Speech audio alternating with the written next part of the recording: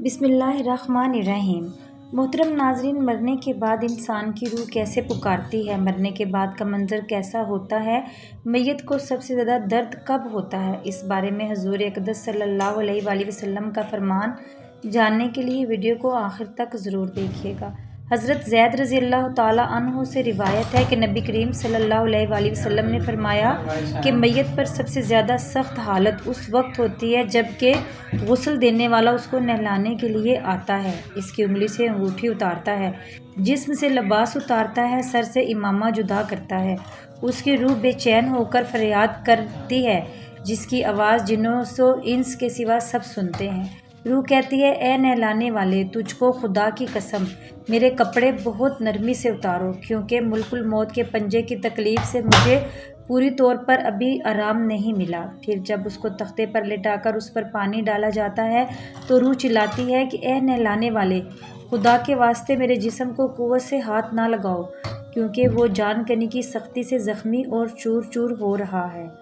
پھر جب نہلا کر اس کو دفناتے ہیں اور پاؤں کی طرف سے باندھ دیتے ہیں تو روح کہتی ہے، اے غسل دینے والے، خدا کے لیے ابھی سر کی طرف سے میرے کفن میں گرہ نہ لگانا، تاکہ میرے بیوی بچے اور تمام رشتہ دار دنیا میں آخری بار میری صورت دیکھ لیں، کیونکہ آج میں ان سے بچھڑ رہا ہوں اور اب قیامت تک یہ میری صورت نہیں دیکھیں گے۔ پھر جب اس کا جنازہ تیار کر کے گھر سے باہر نکالا جاتا ہے تو روح پکارتی ہے، اے جنازہ اٹھانے والوں، خدا کے واسطے ابھی جلدی نہ کرنا، تاکہ میں اپنے بال بچوں اور عزیز و اقارب سے رخصت ہو لوں۔ اے جنازہ اٹھانے والوں، میں اپنی اولاد کو آج یتیم اور بیوی کو بیوہ چھوڑے جاتا ہوں، خدا کے لیے میرے بعد ان کو تکلیف نہ دینا۔ میں اپنا گھر اور مال و اسباب دوستوں کے لیے چھوڑے جاتا ہوں، اب یہاں کبھی واپس نہیں آؤں گا اور قیامت تک کسی کی صورت نہیں دیکھوں گا۔ پھر جب جنازہ اٹھا کر چلتے ہیں تو میت کہتی ہے، اے میرے بھائیوں، میں نے آج تک جو کچھ مال و اسباب جمع کیا تھا وہ صرف وارثوں کے لیے تھا، آج ان میں سے کوئی میرے گناہوں کا ذرا سا بوجھ بھی نہیں اٹھا سکتا، ہر چیز کا حساب مجھے لیا جائے گا۔ اور پھر جب نماز جنازہ کے بعد دفن سے پہلے کچھ لوگ اپنے اپنے گھر جانے لگتے ہیں تو میت کہتی ہے، اے میرے بھائیوں، خدا کے واسطے ابھی سے ایسا ظلم نہ کرو، مرنے والا تم سے مانوس تھا اور تم دفن سے پہلے لوٹے جاتے ہو۔ پھر جب اسے قبر میں اتارتے ہیں تو میت کہتی ہے، اے میرے وارثوں، تمہارے لیے چھوڑا، خدا کے لیے تم مجھ کو دعائے خیر اور فاتحہ سے بھلا نہ دینا۔ بزرگوں کا قول ہے کہ آخرت کی منزلوں میں سے قبر پہلی منزل ہے، اگر اس منزل پہ نجات پائی تو اس کے بعد کی منزلیں بہت آسان ہیں، اور اگر یہاں عذاب میں مبتلا ہوا تو آگے چل کر اس سے زیادہ سختی ہوگی۔ حدیث شریف میں ہے کہ مردہ قبر میں ایسا ہے جیسے کوئی شخص پانی میں ڈوب رہا ہو اور مدد کے لیے فریاد کرتا ہو۔ مردہ ہر وقت اپنے ماں باپ، بھائی بہن یا اولاد اور دوست وغیرہ اپنے پسماندگان سے دعائے خیر اور فاتحہ کا منتظر رہتا ہے۔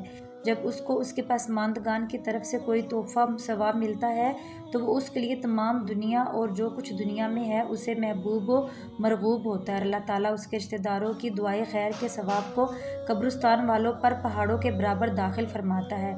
موت ایک ایسا دروازہ ہے جس میں سب لوگوں نے داخل ہونا ہے۔ حضرت عثمان غنی رضی اللہ تعالیٰ عنہ جب کسی قبر پر جاتے تو اتنا روتے کہ ان کی داڑھی آنسو سے تر ہو جاتی۔ آپ رضی اللہ تعالیٰ عنہ سے پوچھا گیا، آپ جنت و جہنم کا تذکرہ کرتے ہیں تو نہیں روتے مگر قبر دیکھ کر روتے ہیں؟ کہنے لگے، رسول اللہ صلی اللہ علیہ وآلہ وسلم نے فرمایا، قبر آخرت کی پہلی منزل ہے، لہٰذا اگر مرنے والا اس سے نجات پائے تو بعد کے مناظر اس سے کہیں زیادہ آسان ہیں، اور اس کی تکلیف سے نجات پائے تو بعد کے مراحل اس سے بہت زیادہ سخت ہیں۔ اور پھر آپ رضی اللہ تعالیٰ عنہ نے فرمایا کہ رسول کریم صلی اللہ علیہ وآلہ وسلم کا ارشاد ہے، میں نے کبھی کوئی منظر ایسا نہیں دیکھا جسے قبر سے زیادہ سخت ہے، کیا ہمارے لیے ان قبروں میں عبرت نہیں ہے؟ ناظرین، مالدار، فقیر، طاقتور اور کمزور، غرض یہ کہ تمام لوگ جب مر جاتے ہیں تو دنیا میں لوٹنے کی خواہش رکھتے ہیں، مال جمع کرنے اور محل بنانے کے لیے نہیں، بلکہ اس لیے کہ کاش ہمیں ایک نماز پڑھنے کی مہلت مل جائے، کاش ہمیں ایک دفعہ سبحان اللہ کہنے کی فرصت دی جائے، لیکن اب ناممکن ہے، اب اعمال نامے لپیٹ دیے گئے ہیں، روح جسم سے نکال دی گئی ہے، زندگی کی مہلت ختم ہے، اب ہر میت اپنے عمل کی محتاج ہو کر قبر میں پڑی ہے۔ ایک حاجت مند حضرت عثمان غنی رضی اللہ تعالیٰ عنہ کے دروازے پر دی تھی کہ حضرت عثمان غنی رضی اللہ تعالیٰ عنہ کی آواز آئی، اس کے کانوں میں پڑی۔ وہ اپنی اہلیہ سے شکایت کر رہے تھے کہ چراغ کی بتی موٹی ہے جو تیل زیادہ استعمال کرنے کا سبب بن رہی ہے۔ حاجت مند نے جو سنا تو وہ سوچتا ہی رہ گیا، وہ ایسے شخص سے حاجت پوری کرنے کی کیا توقع کرے جو تیل کے معمولی۔ مند نے اپنی حاجت بیان کی اور لہجے میں زیادہ زور دیتے ہوئے کہا کہ ضرورت کچھ زیادہ ہے۔ حضرت عثمان غنی رضی اللہ تعالیٰ عنہ نے اس شخص کا ہاتھ تھاما، بستی سے باہر لے گئے جہاں آپ کا سامان تجارت بڑی تعداد میں رکھا ہوا تھا۔ فرمایا یہ سب تیری نظر ہے، کیا اس سے تمہاری ضرورت پوری ہو جائے گی؟ وہ شخص حیران ہکا بکا دیکھتا رہ گیا، چنانچہ اس نے عرض کیا حضرت یہ سب کچھ میری ضرورت سے زیادہ ہے۔ امیر المومنین نے فرمایا مجھے خوشی ہے کہ یہ تمہاری ضرورت سے کم نہیں۔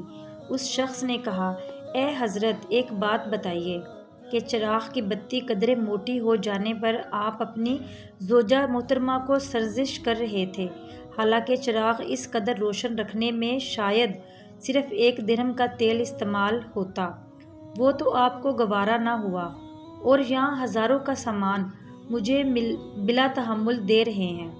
تب آپ رضی اللہ تعالیٰ عنہ نے فرمایا بھائی چراغ میں تیل کا زیادہ اسراف ہے اور زیادہ اسراف اللہ کو پسند نہیں، اور مجھے اللہ کے حضور اپنے اعمال کی فکر رہتی ہے۔